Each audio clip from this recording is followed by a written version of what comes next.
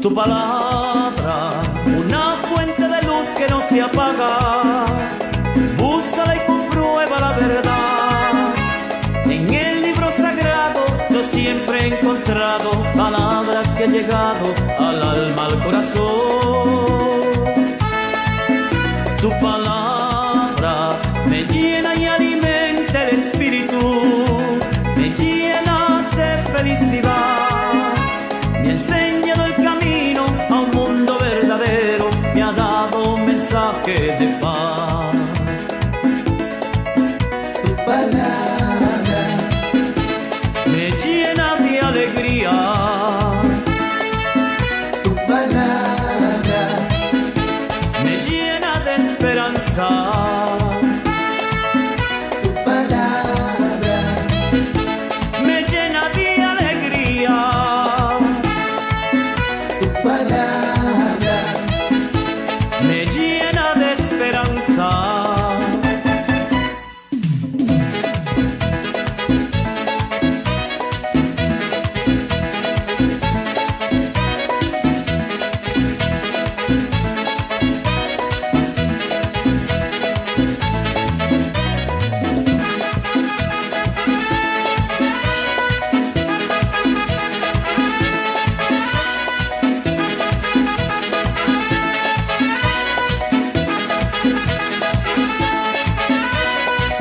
busca bien encontrarás, La palabra de Dios, búscala y encontrarás, el verdadero amor. busca bien encontrarás, La palabra de Dios, búscala y encontrarás. el verdadero amor. Bien, buenas tardes, queridos hermanos que están ya en sintonía, están ya en vivo con este servidor de ustedes. Vamos a empezar con nuestra oración inicial en el nombre del Padre, del Hijo y del Espíritu Santo. Amén. Padre nuestro que estás en el cielo, santificado sea tu nombre, venga a nosotros tu reino, hágase tu voluntad en la tierra como en el cielo. Danos hoy nuestro pan de cada día, perdona nuestras ofensas, como también nosotros perdonamos a los que nos ofenden. No nos dejes caer en tentación y líbranos del mal. Amén. Dios te salve María, llena eres de gracia, el Señor es contigo, bendita eres entre todas las mujeres, bendito es el fruto de tu vientre Jesús. Santa María, Madre de Dios, ruega por nosotros pecadores, ahora y en la hora de nuestra muerte. Amén. En el nombre del Padre, del Hijo y del Espíritu Santo. Amén.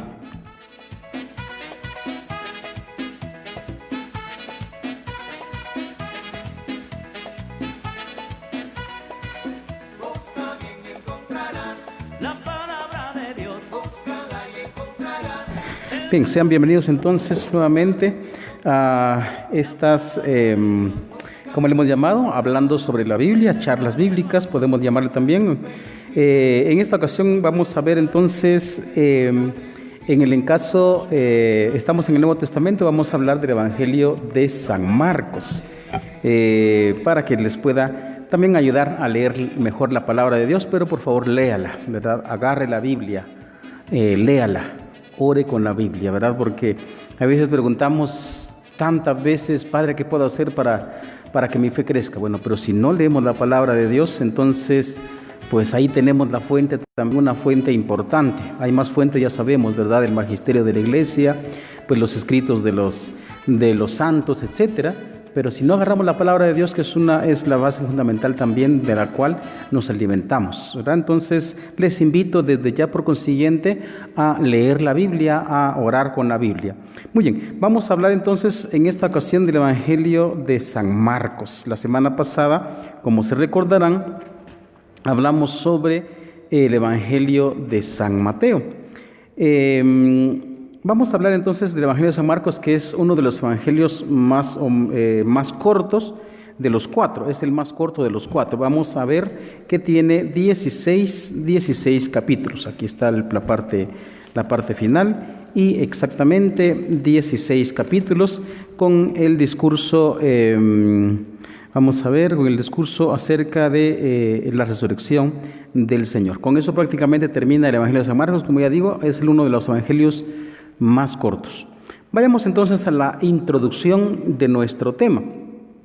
Lo primero que vamos a decir es, vamos a hacernos la pregunta, ¿quién era Marcos? ¿Quién era Marcos.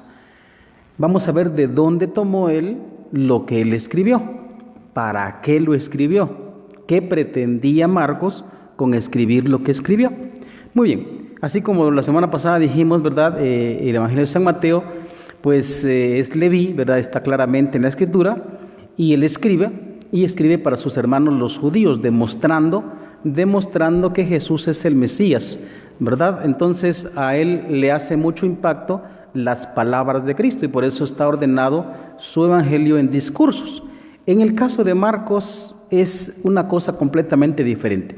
Como digo, vamos a ver entonces los cuatro evangelios. Los cuatro evangelios son ópticas diferentes de un mismo suceso y por eso es que utilizo mucho el ejemplo un poco feo, ¿verdad? Negativo, de un accidente. ¿Va? Un accidente digo porque lo que pasa es que como un accidente impacta demasiado, ¿verdad? A veces la cabeza uno muchas veces queda en shock. Entonces también por eso lo utilizo.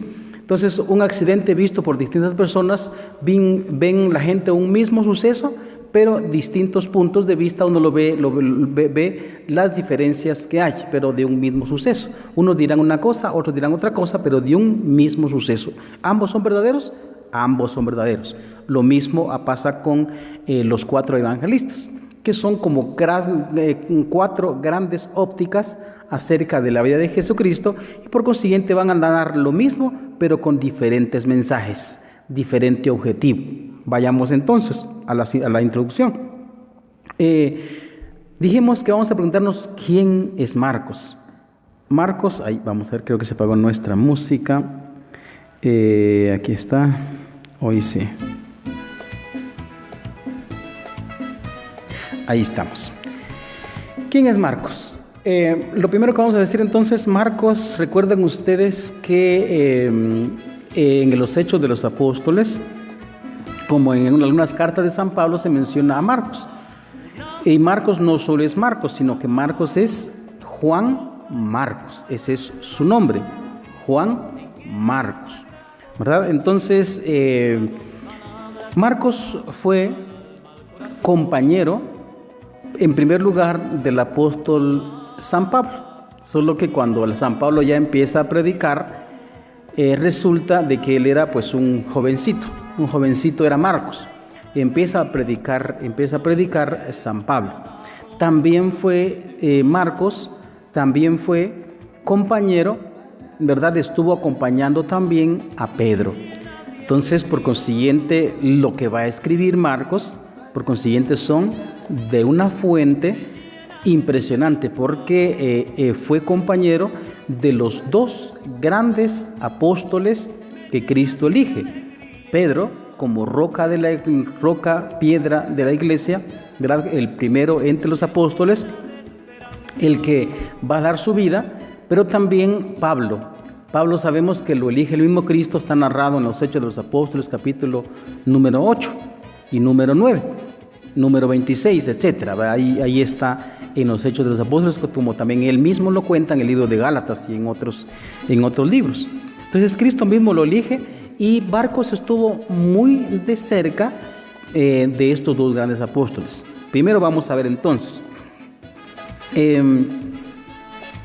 Resulta de que Pablo, vamos a ver un poquito las estrategias de predicar o de evangelizar Pablo cuando él ya se convierte. Recuerden ustedes de que el pueblo de Israel es el que recibió todas las profecías acerca del Mesías que tenía que venir. Muy bien, y entonces como San Pablo era también era uno de los estrictos, ¿verdad? Él mismo lo dice, ¿no? Él era fariseo, cumplidor estricto de la ley.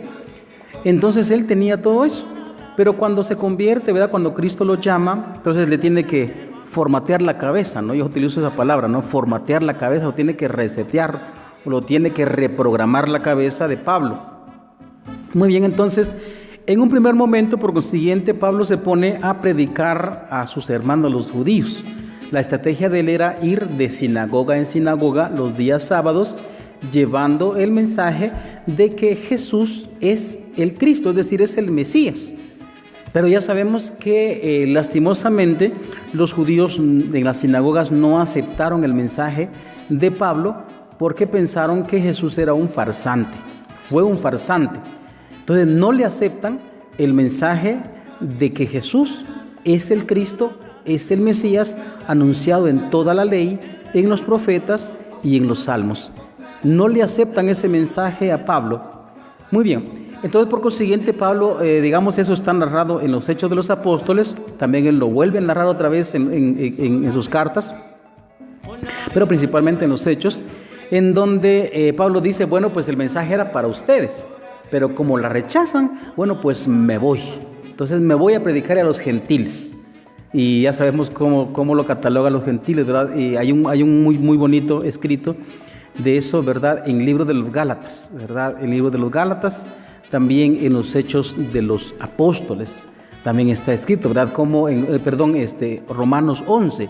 En Romanos 11 está escrito ahí la misión que ejerció San Pablo, pero como digo, en un primer momento estratégicamente lo hizo predicando a sus hermanos los judíos. Él mismo dice, ¿verdad? Le duele, que es otro capítulo número 6 y 7, ¿verdad? De Romanos. Él le duele lo que pasa con su pueblo. Entonces él dice, yo me hice a todos para ganar a todos. Entonces quiere ganar a sus hermanos los judíos para ver si se convierten. Muy bien, pero como a lo que iba es que rechazan el mensaje de Pablo, entonces él mismo dice, bueno, pues me voy a los gentiles, allá les voy a predicar. Y de hecho, los gentiles, es decir, los no judíos, ¿verdad? Entonces aceptaron el mensaje de Cristo.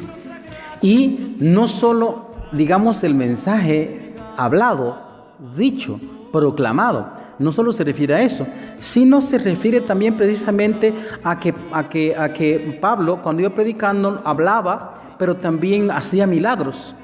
Él iba garantizando el mensaje de Cristo a través de los milagros. Entonces Marcos vio eso. O sea, los prodigios que obraba a través de la palabra de Pablo. Vio eso. Muy bien. Después de esto, después de que acompañó a Pablo, también acompañó a Pedro. Y como ya dijimos, en último término Pedro, ya sabemos que fue a Babilonia, después se volvió a Jerusalén y después se fue a Roma. Ya sabemos, aquí está el famoso escrito, ¿verdad? O más bien aquello del histórico, ¿verdad? Del Quo Vadis Domine, cuando se aparece Cristo a Pedro y Pedro, Jesús dice, voy a Roma a morir otra vez, porque le estaba haciendo reproche a Pedro de que no quería ir a Roma. Entonces ahí emprende camino Pedro, y emprende el camino a Roma y se va a Roma. Y ya sabemos por la tradición de que los dos mueren allí. Cuando digo tradición me refiero a datos históricos. Ya sabemos los datos históricos de que indican que Pablo fue decapitado ahí en Roma, y también Pedro. Pedro fue crucificado en una X, así va, Haris se le llama, ¿no? En griego. Entonces fue crucificado boca abajo. Pero cuando también acompañó a Pedro, también vio las mismas cosas que vio con Pablo. Levantar enfermos, sanar paralíticos, curar leprosos y todo eso. Recordemos un pasaje, por ejemplo. ¿Recuerdan ustedes cuando iba Pedro y aparece entonces aquel tullido en la puerta hermosa, ¿verdad? Y entonces resulta de que él está esperando una limosna de parte de los que llegaron. Entonces le dice Pedro, pues no traigo ni oro ni plata, pero lo que tengo te lo doy. En nombre de Cristo el Nazareno, levántate y echa a andar. Entonces se levanta, no cobran fuerza sus pies y se levanta. Entonces Pedro iba predicando. Ya sabemos también, por ejemplo, el discurso que está en los Hechos de los Apóstoles.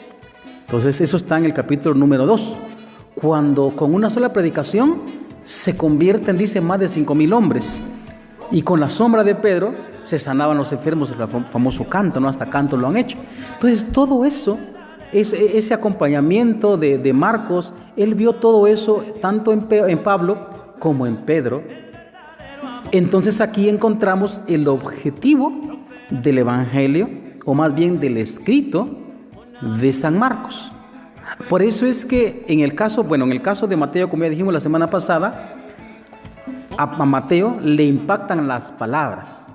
Está en su mesa, ¿verdad?, de recaudador de impuestos, sígueme. Le impactan las palabras y Mateo se levanta inmediatamente y se va con Jesucristo.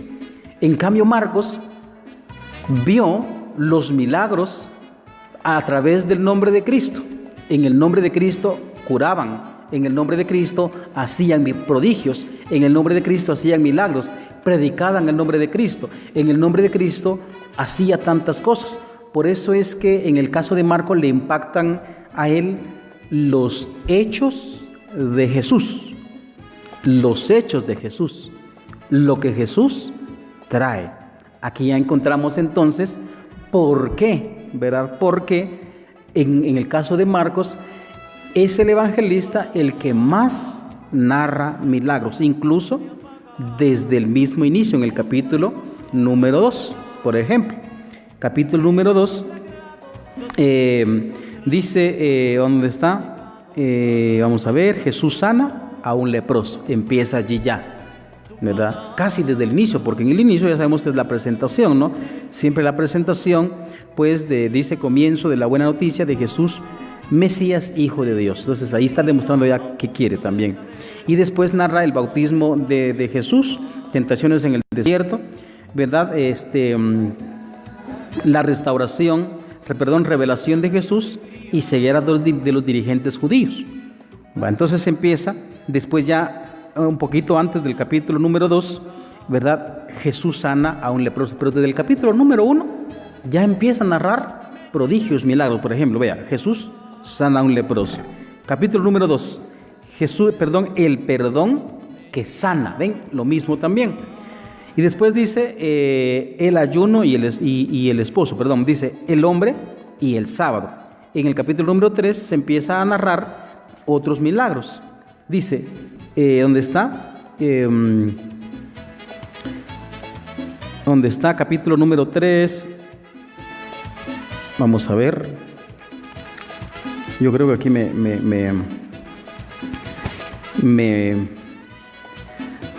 lancé demasiado, ¿no? Pero a lo que íbamos es de que San Marcos es uno de los que más narra los milagros que él hace. ¿Por qué? Porque como ya hemos dicho, le impacta mucho que él acompañando a Pedro y a Pablo, entonces va y observa todo eso. Entonces, en esto consiste el Evangelio, en el Evangelio de Marcos, en la narración de los muchos milagros que hace Jesucristo. Dice, Jesús sana a una mujer enferma y resucita a la hija de Jairo. Y así va narrando, pues, muchos milagros. San Marcos, como ya dijimos, es uno de los que más narran, pues, los milagros que Cristo hace. Muy bien. Esto es como la introducción del evangelista, o más bien de todo el libro de San Marcos. Pero entonces, ¿por qué? Porque estuvo acompañando a Pedro y a Pablo en su misión y por consiguiente él vio los milagros que hacían los apóstoles eso, por eso le impacta mucho los hechos de los apóstoles como obras. Entonces, por eso es que se puede decir de que Marcos va a narrar, ¿verdad? Los hechos de Cristo. Vamos a ver algunas cuestiones. Por ejemplo, vamos a hacerles algunas preguntas. Por ejemplo, ¿por qué narra? ¿Por qué le impactan los milagros o los hechos a San Marcos? Por consiguiente, Marcos va a presentar a un Jesús en acción, Y como digo, vamos a hacernos estas preguntas. ¿En quiénes obra Jesús? ¿Se entiende? ¿En quiénes obra Jesús? Segunda pregunta. ¿Qué obra Jesús? O vamos a decir también, ¿qué trae Jesús a la vida de quien obra? O en quien obra el milagro. ¿Qué le trae? ¿Verdad? Y también, pero no solo se trata de narrar milagros, sino qué significan esos milagros, algo así como lo indica el evangelista San Juan. Para San Juan, los milagros no son milagros nada más, son milagros, son sucesos históricos, son cosas extraordinarias, pero ¿qué significa esto? Entonces, primera pregunta dijimos, ¿en quién obra Cristo? Segunda pregunta, ¿qué obra Cristo? Y vamos a ver también por qué obra Cristo, es decir, por qué la cruz. ¿Por qué la cruz? Vamos a decirlo de esta manera. ¿Cuál es la obra más grande de Jesús? Esto es como el resumen de todo el Evangelio de San Marcos, ¿verdad? Vamos a responder entonces a esas preguntas. Acompáñenme, por favor. Acompáñenme. Primera pregunta. ¿En quiénes obra Cristo? ¿Verdad? Porque como digo, voy a hacer una aseveración así entre paréntesis.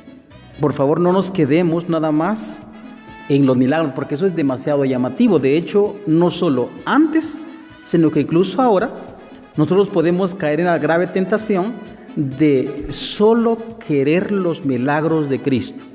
Que me sane, que prospere mi negocio, que no tenga problemas, que me proteja, físicamente hablando, que no me pase nada. Podemos quedarnos con eso, pero no es a eso a lo que nos referimos. Es verdad que ahora milagros, pero hay que ver qué significan esos milagros. Muy bien. Vayamos entonces a responder a la primera pregunta. ¿En quiénes obra Jesucristo? Entonces se entendió, ¿verdad? ¿En quiénes obra Jesucristo? Sí, ¿saben por qué pregunto eso? Bueno, porque la mayoría de nosotros pensamos de que solo a los otros les hace milagros. A mí parece que no me hace milagros, ¿verdad? Porque yo pido y pido y nada que se me cumple. Pido y pido y nada que se me da. Esa es como la frustración que tiene la gran mayoría de cristianos, entre comillas cristianos. La frustración grande que muchos tienen, ¿verdad? Como que Cristo no tuviera poder, ¿verdad? Como que Cristo no tuviera poder. Entonces vamos a preguntarnos, como digo una vez más, ¿en quiénes obra Cristo? Porque aquí, como digo, va narrando Marcos los milagros, muchos milagros va narrando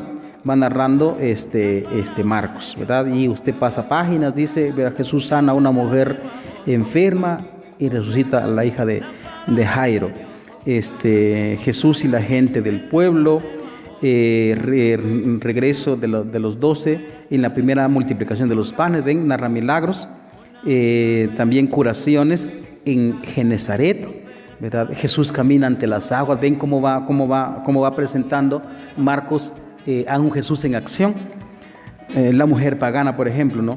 Jesús multiplica los panes, ven, acciones. Jesús sana a un sordomudo, ¿verdad? Y así va narrando San Marcos casi todo su libro, ¿verdad? Entonces, hasta el capítulo número 9 empieza a narrar ya Mesías sufriente, el Hijo de Dios, ¿verdad? Pero igual sigue narrando milagros, ¿verdad? Por ejemplo, aquí manifiesta Jesús sana a un epiléptico. Ven cómo hay bastantes milagros. No es que los otros no tengan narrado, los otros evangelistas, los otros sinópticos, no tengan narrado los milagros. Pero a lo que íbamos con esto es que le da un enfoque diferente. Entonces Jesús sana a un epiléptico, no ceder a la tentación. Bueno, cuando está, vamos a ver. En fin, va narrando muchos milagros San Marcos. Como ya dijimos, creo que ya sacamos la razón de por qué va narrando todos esos milagros, ¿verdad? Por ejemplo, aquí aparece también Jesús maldice la higuera estéril, ¿ven? Porque digamos se le está dando bastante énfasis a los hechos que hace Cristo a través de los apóstoles.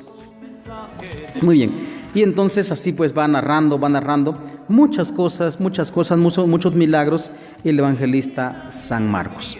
Vayamos entonces a responder la pregunta, ¿en quiénes obra esos milagros? ¿En quiénes obra Cristo? Fíjense que decimos eso porque, como hemos dicho, nosotros hoy, mucha gente, ¿verdad? Espero que ustedes que están en sintonía no, pero mucha gente se siente defraudada de Dios, se siente defraudada de Cristo, ¿va? Porque pide y pide. Por ejemplo, miren los problemas clásicos de los hogares, ¿no? Clásicos, digo, es decir, la mayoría tienen esos problemas, ¿no? Que el papá toma, que un hermano toma, que una hija se fue solo así con su novio. Y entonces viene la pobre señora que ya es esposa y es mamá, pide todos los días que mi marido deje de tomar, que mi esposo deje de tomar, que mis hijos hagan caso, que mi hija no se vaya sola así, que se vuelva otra vez. Y nada que se compone el marido. Y nada que los hijos son obedientes, son rebeldes. Y más la hija se va. Entonces, los problemas clásicos, uno le va pidiendo a Dios, le va pidiendo a Cristo, y resulta que Cristo como que no hace nada. ¿Por qué? Porque mucha gente es como impermeable a la acción de Cristo. ¿Por qué? En primer lugar, como hemos dicho en alguna otra ocasión, porque tenemos un mal concepto de Dios. ¿Quién es Dios? Tenemos un mal concepto. Pensamos que Cristo es un milagrero y Él no es de esa manera. Por eso decimos, ¿en quiénes obra Jesucristo? Algunos, como digo, son impermeables, ¿verdad? Y me refiero estrictamente a un pecado grave, ¿no? Algo que todos lastimosamente tenemos, lo que se llama la soberbia. La soberbia es la demasiada confianza en uno mismo. Recuerdan que eso hablamos también en el tema de la fe. La demasiada confianza en uno mismo, ¿verdad? Que yo me las puedo todos, ¿no? Yo soy joven, yo tengo un trabajo exitoso, tengo mis carros, tengo mis redes sociales, tengo de todo. Entonces uno dice, y aparte que nos han metido en la cabeza, como ya dijimos también en el tema de la fe, nos han metido en la cabeza la excesiva confianza en uno, que ya no es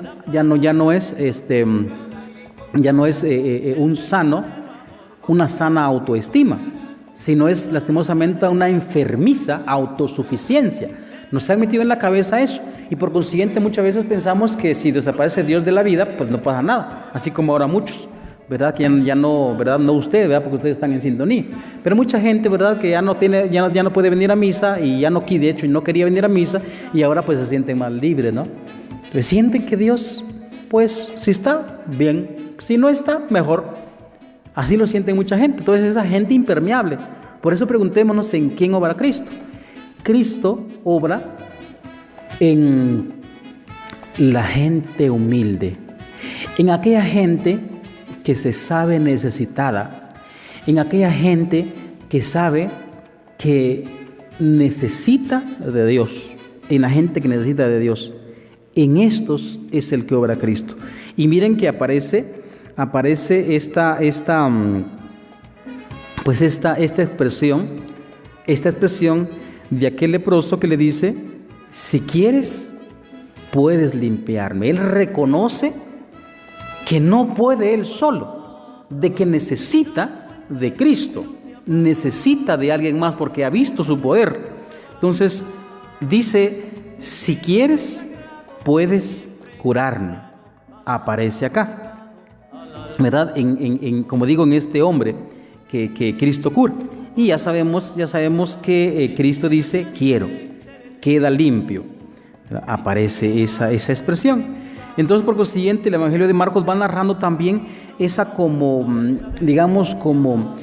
humildad de la gente en quienes obra Cristo, ¿verdad? En quienes obra Cristo, la humildad. La humildad es algo necesario para que Cristo obre. No le exige.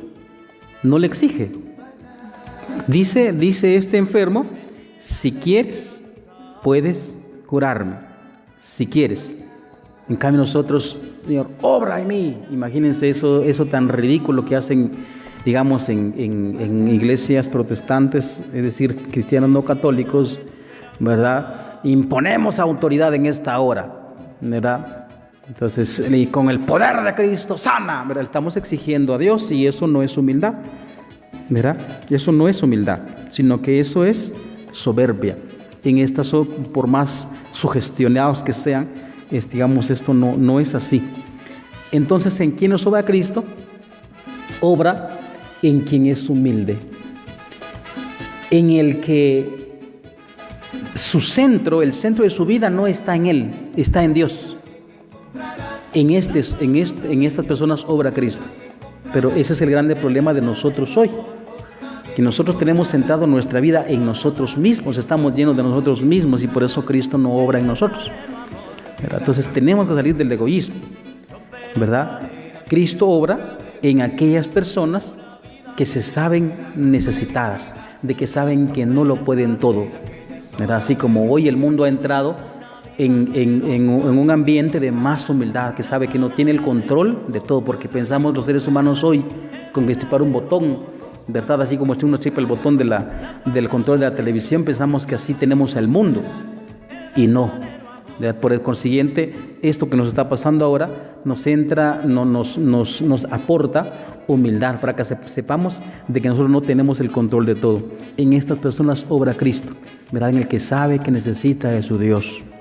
Segunda pregunta: ¿qué obra Cristo? ¿Qué obra Cristo? En estos, ¿va? ¿Qué es lo que obra Cristo? ¿O qué trae Cristo a la gente? ¿Qué trae Cristo a la gente? ¿Verdad? ¿Por qué decimos eso? Bueno, porque mucha gente piensa, ¿verdad? En el caso del tiempo de hoy, que la ciencia está como bastante avanzada. Entonces la gente cree que todo lo va a solucionar con su ciencia y con su sabiduría y con su habilidad y con su destreza y con sus amigos y con confianza en sí mismo. La gente cree que con eso es suficiente. Entonces como que Dios no trae nada a la vida de uno. ¿Qué trae Cristo? ¿Qué es lo que obra Cristo? Vamos a encontrar la respuesta desde el capítulo número 1. Desde el capítulo número 1, ¿verdad? Entonces capítulo número 1, en donde aparece ya Cristo predicando. Aparece Cristo predicando: conviértanse porque el reino de Dios ya está cerca, ¿verdad? El reino de Dios ya está cerca. Dice, dice: por aquellos días llegó Jesús desde Nazaret de Galilea y fue bautizado por Juan en el Jordán. En cuanto salió del agua, vio abrirse el cielo y el Espíritu que bajaba sobre él como paloma. Se oyó entonces una voz que venía del cielo: tú eres mi Hijo amado, en ti me complazco. Después de esto, el Espíritu lo impulsó al desierto, donde Satanás lo puso a prueba durante 40 días. Estaba con las fieras y los ángeles le servían. Y entonces aparece ya predicando. Después de eso se dice: después del arresto de Juan, Jesús se fue a Galilea proclamando la buena noticia de Dios. Decía: el plazo se ha cumplido, el reino de Dios está llegando. Conviértanse y crean en el Evangelio. ¿Qué trae Cristo a la vida de cada ser humano? El reino de Dios. Entonces los milagros no solo son narrados, ¿verdad?, como milagros, ¿verdad?, como una solución puramente temporal, una solución puramente biológica, ¿verdad? ¿Por qué? Porque los milagros uno los entiende. Por ejemplo, alguien que no ve y Cristo le sana los ojos, entonces uno entiende para qué le va a servir esto, ¿ves? Para ver. Pero ¿qué me trae eso a mí? ¿Qué es lo que me está indicando? Me está indicando de que el Dios, el que tanto se había anunciado en el Antiguo Testamento, ya no está de visita nada más, sino está entre nosotros. El reino de Dios está en ustedes, decía Cristo también, ¿verdad? Entonces, ¿qué trae Cristo? Trae el reino de Dios. ¿Recuerdan ustedes lo que decíamos, verdad, cuando explicábamos el Evangelio de San Mateo? Que lo que la ley no podía hacer, y lo va anunciando a través del profeta Ezequiel 36:25 y también Jeremías 31:31. Voy a poner mi ley en lo más profundo de sus corazones. Les daré un corazón de carne, decía de Ezequiel. Les quitará el corazón de piedra. Entonces el reino de Dios ya está en uno. Entonces, eso es lo que trae, pero como digo, son unas realidades que son de carácter más espiritual que material. En ese sentido es que lastimosamente muchos de nosotros igual todavía ahora no le ponemos como mucha atención a lo que significa el reino de Dios. Dios trae, Cristo trae el reino de Dios a esta tierra y en el corazón. Es muy clásico aquel texto de que todo el mundo lo conoce, ¿no? Incluso en el mundo no creyente de Apocalipsis 3:20. He aquí que estoy a la puerta y llamo.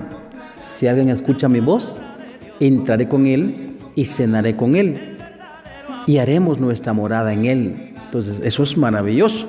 Esto es lo que trae, digamos, Cristo, y así lo va narrando entonces Marcos a través de los muchos milagros que hace Jesucristo a través de los apóstoles, ¿verdad? Muy bien. Vayamos a otra pregunta también. Otra pregunta, una pregunta que no hicimos, pero la vamos a meter en el número 3. Una iglesia apostólica también. ¿Qué pintan estos apóstoles que eligió Jesucristo? De hecho, San Marcos es el que le da el nombre de apóstoles. Escuchen bien, dice: pasando Jesús junto al lago de Galilea, vio a Simón y a su hermano Andrés que se estaba echando las redes en el lago, pues eran pescadores. Jesús les dijo: vengan conmigo, los haré pescadores de hombres. Ellos dejaron inmediatamente las redes y los siguieron. Y así va narrando entonces también, digamos, cómo elige a los 12. ¿Por qué? Bueno, porque Cristo tenía que cumplir con una misión que su Padre le había encargado a esta tierra. Pero Cristo va a seguir obrando a través de estos apóstoles. Son 12, no cualquiera, sino son 12. Son 12. Entonces, ¿qué pintan estos apóstoles acá? Ellos son los que van a continuar, digamos, esa misión, ese reino acá en la tierra. Quedémonos con esto, ¿verdad? Quedémonos con esto. Y es por eso, bueno, por eso es que, como digo, él le impacta eso. ¿Por qué? Porque Cristo, por ejemplo, eligió a los apóstoles, pero estuvo muy cerca de 2, ¿verdad? Ya dijimos, de Pablo y de Pedro. Entonces, estos apóstoles son los que continúan ese trabajo cuando Cristo ya hubo que regresar nuevamente, pues a la patria celestial, ¿verdad? O más bien entrar en el reino de Dios nuevamente, a la gloria, como dice San Pablo, a la gloria que tenía antes. Muy bien, entonces vayamos a la última pregunta. A la última pregunta también significa, bueno, antes de eso tal vez quisiera decir cómo es que va narrando Marcos todo su evangelio, ¿verdad? Como digo, va narrando esto, va narrando lo otro, muchos milagros, pero hagámonos otra pregunta.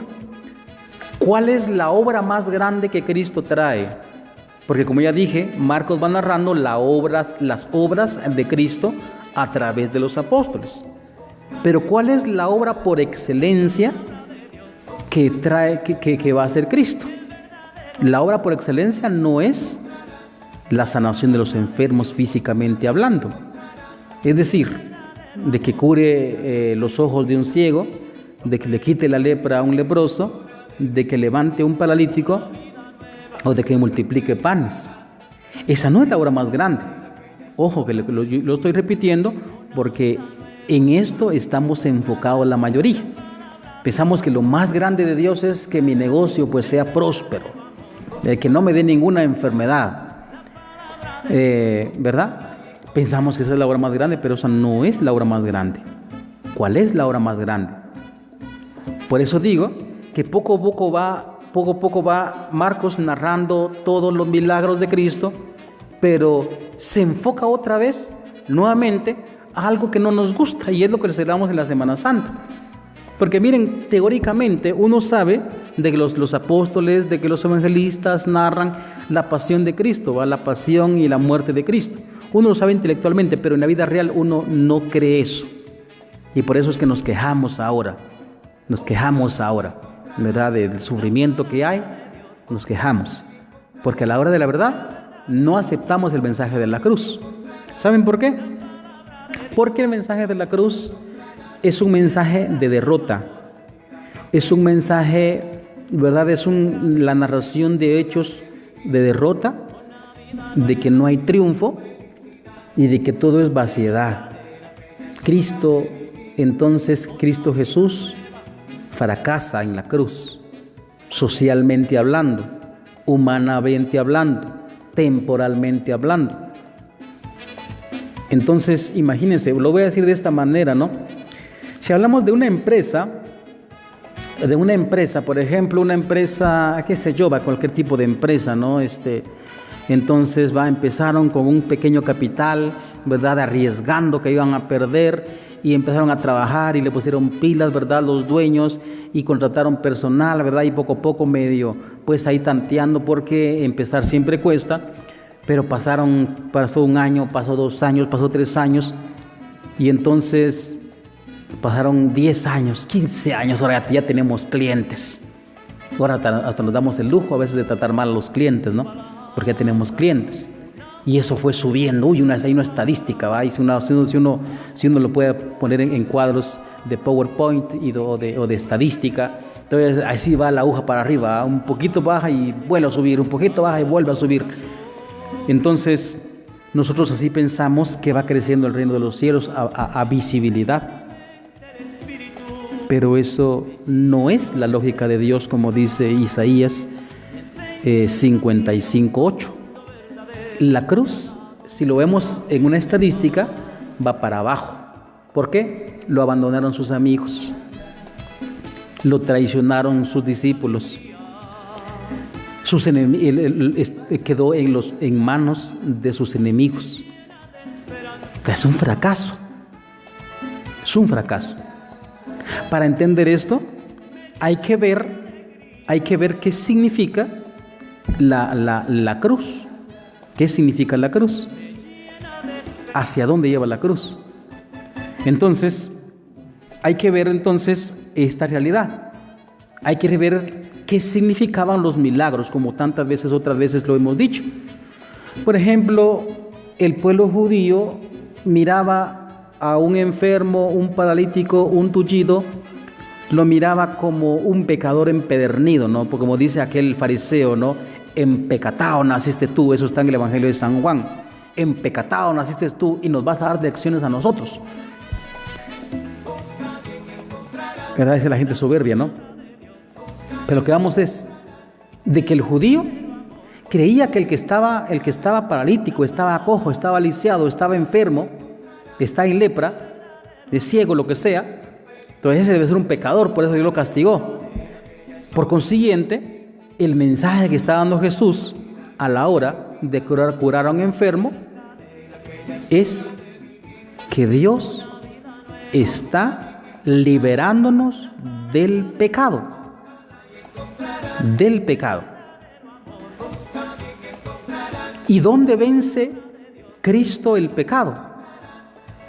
Pues cuando narra, ¿verdad? Por ejemplo, ¿verdad? Esta curación, vamos a buscarlo.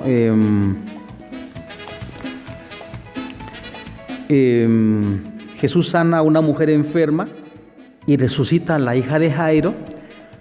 Pues eso es una especie de anuncio de la hora más grande. Imagínense, la hija de Jairo la resucitó a la hija. Entonces está dando un anuncio de que él tiene el poder de extraer de la muerte a sus hijos, ¿no? A sus hijos. Entonces, si observamos esto, significa de que la obra más grande de Dios, como digo, no son estos milagros nada más, físicamente hablando, sino que nos va a rescatar de la muerte en sí misma, que no se trata de la muerte física, se trata de la muerte segunda, de la que dice el Apocalipsis. Y para eso hubo ser necesario la muerte en la cruz. Pues suena eso feo. Hubo ser necesario la muerte en la cruz. ¿Por qué? Porque el demonio siempre va a provocar, digamos, la división y la muerte lo que el demonio quiere es que uno no se convierta y uno no crea en Cristo.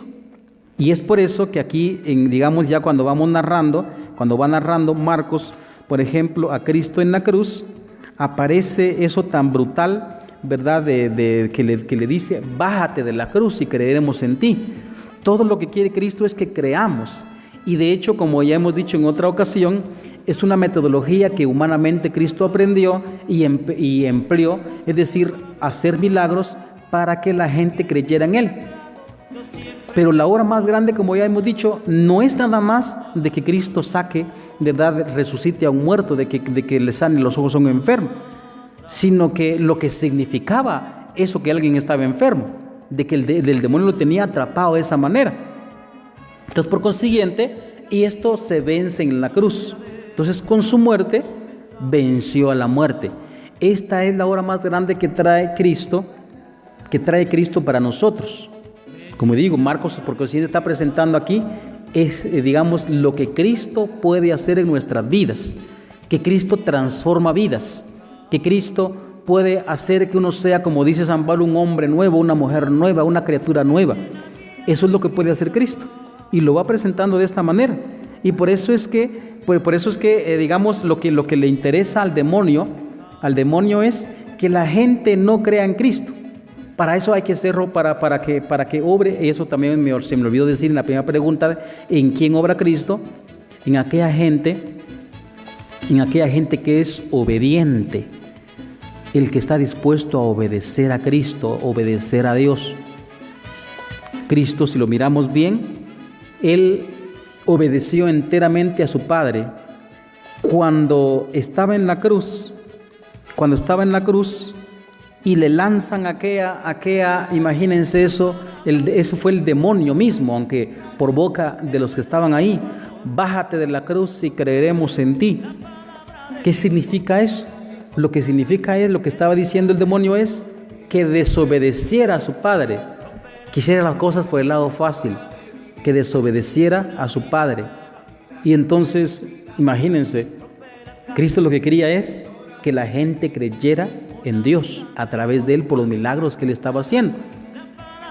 Pero hasta en ese momento, Cristo no desobedece a su Padre, sino a pesar de que le cuesta sangre y dolor y sufrimiento, Él obedece completa y absolutamente a su Padre. En cambio, el demonio quiere hacerlo siempre caer. A propósito también del demonio, como hemos dicho, las obras de Cristo es lo que le interesa a Marcos. ¿Qué es lo que le interesa al demonio? Le interesa que la gente no crea. ¿Y dónde lanza los ataques el demonio? Fíjense que mucha gente, lastimosamente, ¿verdad?, cree que los grandes ataques del demonio son cuando la gente está poseída, ¿no? Y de hecho mucha gente cree eso, ¿no? Ya no le puede doler la panza a una mujer porque mire, que fíjese que vimos una serpiente aquí.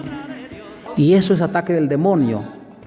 La gente cree de que los más grandes ataques del demonio es cuando echa espuma la persona por la boca, ¿no? Y que se tuerce y se retuerce y que vuela por el aire y que tiene mucha fuerza. La gente cree que esos son los ataques más duros del demonio, pero esos no son los ataques más duros del demonio. Los ataques más duros del demonio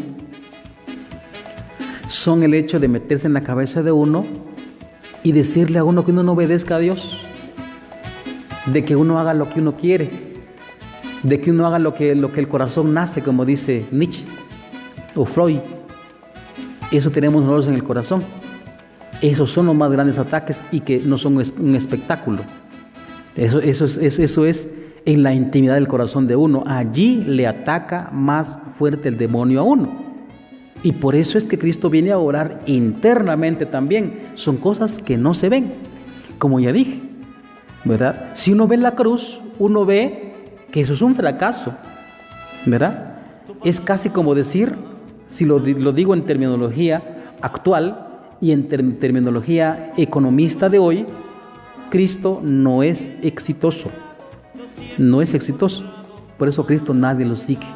Son muy pocas las personas que realmente siguen a Cristo. En el Evangelio están narrados los anahuim en los Evangelios, es decir, aquellos que carecen de sí mismo completa y absolutamente todo. Por ejemplo, Juan el Bautista, por ejemplo, Zacarías, el papá de Juan el Bautista, Isabel, el anciano Simeón, la profetisa Ana, la Virgen Santísima, no digamos, que se confía absolutamente, son los pobres, confían absolutamente en Dios, no confían en sí mismos. En cambio hoy somos al revés, nosotros confiamos demasiado en nosotros mismos. Y estos son los ataques más brutales que lanza el demonio, que pasan desapercibidos a nosotros, a nuestros ojos, que pasan desapercibidos a nuestra inteligencia, que pasan desapercibidos a nuestra fe incluso. Uno cree que uno está haciendo bien, haciendo lo que el corazón manda, como dicen las telenovelas de hoy, ¿no? Pero eso es ataque del demonio incluso. Y por eso es que, digamos, la obra más grande que trae Cristo es liberarnos precisamente del demonio en este aspecto de carácter espiritual que se lleva dentro de la conciencia y del corazón de uno, pero uno no acepta eso. Entonces, en pocas palabras, hermanos, esto es, digamos, como en resumen, ¿verdad? En resumen, porque no se puede hablar completamente, digamos, porque esto da para tanto, pues, el resumen de todo el Evangelio de San Marcos, ¿verdad? Así, digamos, como digo, ¿por qué escribe Marcos su Evangelio? ¿Qué quiere decir Marcos con su Evangelio? ¿Hacia dónde va Marcos con su Evangelio? Y como ya dijimos las respuestas, a Marcos le impactan las obras de Cristo porque él vio cómo Pablo y cómo Pedro obraban milagros en nombre de Cristo, pero esos milagros, ¿qué significaban? Significaban, como ya dije, que el reino de Dios, o como bien como dice Jesucristo a través de Marcos, de que Cristo trae el reino de Dios al corazón de las personas y que nosotros podemos ser transformados si nosotros somos humildes y tenemos plena confianza en Dios, si nosotros no somos soberbios. Entonces Él nos puede liberar. Hablemos, por ejemplo, de la cuestión, te vamos a una terminación un poquito así como moralista, ¿no? Por ejemplo, cuando narra Marcos la sanación de un epiléptico, por ejemplo. ¿Acaso no es cierto que lo que abunda en nuestros labios, especialmente cuando se trata de vicios, ¿verdad? El vicio tan extendido en el caso de los varones, aunque también en mujeres, del alcohol? ¿Acaso no es cierto? De lo primero que dicen es que no puedo dejarlo, cuando yo siento ya chupé, como decimos vulgarmente, ¿verdad? Y eso en hombres y mujeres, yo he visto hombres tirados, pero también mujeres tiradas, y lo primero que el argumento primero es no puedo, paralítico, epiléptico, ¿verdad? ¿Verdad? Hoy, en el caso de los jóvenes, la mayoría del vicio, de las drogas y del sexo, es que cuando yo siento ya lo hice. Es que no puedo decirle que no. Cuando yo siento ya lo hice y no puedo. Epiléptico, paralítico. ¿Qué trae Cristo a la vida de nosotros? Pues a liberarnos de eso, pero tienes que tener confianza en Él. Tienes que obedecerle. De lo contrario, no funcionará. Por ejemplo, si hablamos, como ya hemos dicho, de la sanación del leproso. ¿Qué significa la lepra? ¿Verdad? Como ya digo, aquí está bien.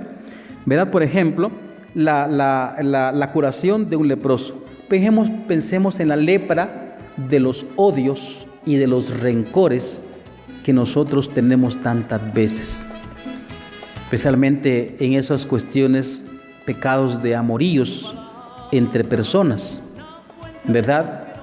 Que mi amiga me quitó mi novio, o que mi ex no sé qué y no sé cuándo, y que me hizo esto y no lo voy a perdonar, o líos de tierras, ¿no?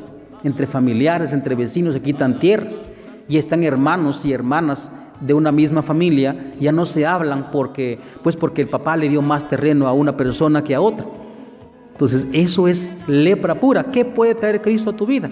Te puede transformar de eso, pero si uno obedece, si uno está dispuesto a decir, no puedo vencer mi odio, pero si Cristo vence mi odio, entonces yo voy a vencer el odio. Esto es como digo, es una conclusión de carácter moral, pero Cristo es capaz de eso, pero si uno se puede abandonar completamente a la voluntad de Dios. Siempre hago esta aseveración porque no faltará alguno más bien que interprete mal estas palabras. ese padre lo dice porque quiere manipular gente, para que la gente esté bajo sus órdenes. No, hermanos, para nada es manipular gente. Si es que el odio, el rencor, todo eso, nos hacemos daño a nosotros mismos, y por eso es necesario obedecer ciegamente a Cristo. Así como indico, como se dijo en este leproso, ¿no? En este leproso, ¿no? Si quieres, puedes curarme. Si quieres, puedes curarme. Entonces, nosotros necesitamos de esa manera. Aquí está, ¿ve? Se le acercó un leproso y le suplicó de rodillas: si quieres, puede limpiarme. Jesús, compadecido, extendió la mano, lo tocó y le dijo: quiero, queda limpio. ¿Verdad? ¿Acaso no es cierto que nosotros deseamos? Miren, en el final del año, yo siempre lo saco, ¿no? En el final del año, ¿acaso no es cierto de que uno mismo está asqueado a veces de su propia vida porque uno hace un montón de cosas feas? Y uno al final del año, uno se promete: pues este año nuevo sí voy a cambiar, este año nuevo sí me voy a cambiar. Llegó el 1 de enero el siguiente año y uno continúa con su mal carácter, con su mal genio, con su vicio de droga, con su vicio de sexo, con su vicio de alcohol, con su vicio de no sé qué y de no sé cuánto. Entonces, es necesario que abandonemos nuestro yo y que nuestro centro de gravedad ya no sea yo, sino sea Cristo. Pero eso se vence a través de ser humilde y ser sencillo, de ser confiado en Dios, y que a través de la cruz Cristo me va a traer la sanación a mí, del reino de Dios habitando en mí. Muy bien, esto ha sido como un resumen más que todo del evangelista Marcos. Ojalá que les pueda ayudar. Bueno, no lo sé, ¿verdad? Yo hubiera querido sacar los 4 evangelistas por lo menos, ¿verdad? Por lo menos. No estoy tan seguro, pero vamos a dejar tal vez el otro viernes, ¿verdad? Hubiera querido tal vez hacerlo tal vez el miércoles, porque el miércoles que viene precisamente es la fiesta de San Jerónimo, que es el recopilador y el traductor de la Sagrada Escritura. Entonces, de pronto, pues, ojalá y lo podamos hacer, ¿verdad? ¿Verdad? Pero ya estén atentos que lo voy a anunciar. Si lo podemos hacer tal vez a las 7 de la noche, después de la transmisión de la Santa Misa, podemos tener nuestra pequeña catequesis en el día de San Jerónimo. Entonces, lo que podría hacer es, pues, hacer un resumen del Evangelio de Lucas y del Evangelio de Juan, ¿verdad? Que lo que lleva más tiempo es Juan, ¿va? Que Juan es una profundidad impresionante, ¿verdad? Lo que no quiere decir que Lucas es menos importante, ¿verdad? Pero bueno, vamos a intentar. Si no, vamos a continuar tal vez por lo menos sacar los otros dos evangelios que falta, pero todavía no lo he planeado bien, no lo he determinado bien. Si continuamos los viernes, ¿verdad? Hasta terminar los evangelios, ¿verdad? Y pues continuamos, como ya dijimos, en la cuestión de la esperanza. Pero bueno, estén atentos, ¿verdad? A los avisos que vamos a dar, ¿verdad? Para continuar con estas catequesis. Y ahí vamos a concluir entonces con nuestra catequesis de hoy. Saludamos entonces a nuestra hermana Jacqueline Martín, a nuestra hermana Rosario, y aquí ya se pone Rosy, allá en España, que es de acá de Guatemala. No van a pensar que una española, va. Pues hay como 2 hermanas que nos sintonizan y están allá. Nuestro hermano Aníbal Estrada, Giovanni Moon, vamos a ver, Ileana Chabac de Cannabis, es nuestra hermana de los bomberos allá en San Martín, Jilotepeque, Araceli. Saludos allí a sus compañeros en los bomberos a la par de la parroquia de San Martín, Jilotepeque. Álvaro Daniela Sibinac, dice nuestra hermana también de Araceli de los bomberos, dice: bendiciones, padre, saludos, cuídese mucho, le encargo sus oraciones por mi feliz noche. Por supuesto, con mucho placer también lo hacemos y con mucho gusto para ustedes. Nuestra hermana Rosario nos manda un agradecimiento a través de su manita en España, y la hermanita de España. Nuestra hermana Lisette Hernández allá en la ciudad capital. Saludos allí, Lisette.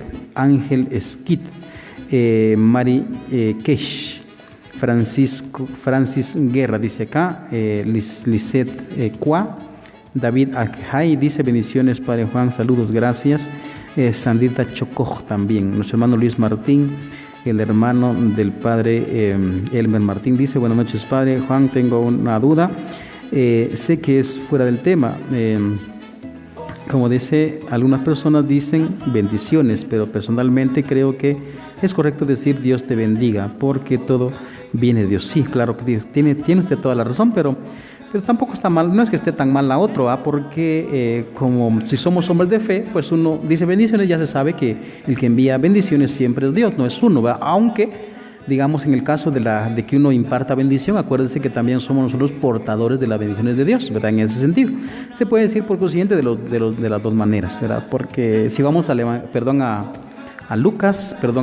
Génesis 12, cuando Dios elige a Abraham, le dice, tú serás una bendición para todos los pueblos, para muchos pueblos, dice el texto. Por consiguiente, también nosotros somos bendiciones, ¿verdad? Uno mismo es bendición para otras personas, ¿verdad?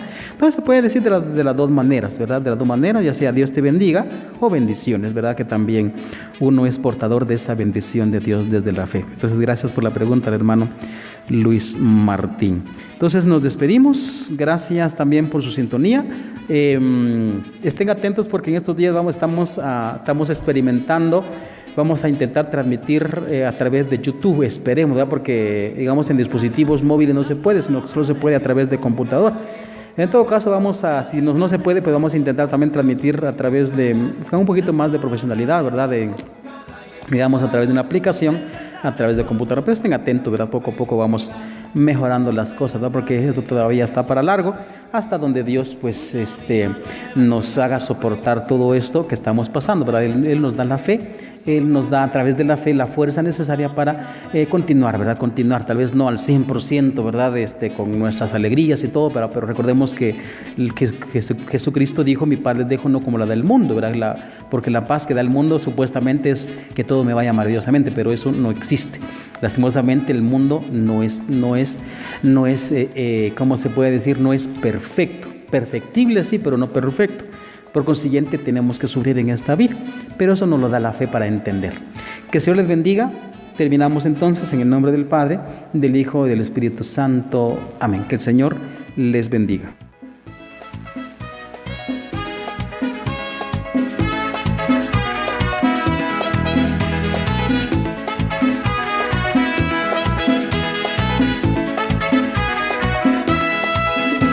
Tu palabra, una fuente de luz que no se apaga.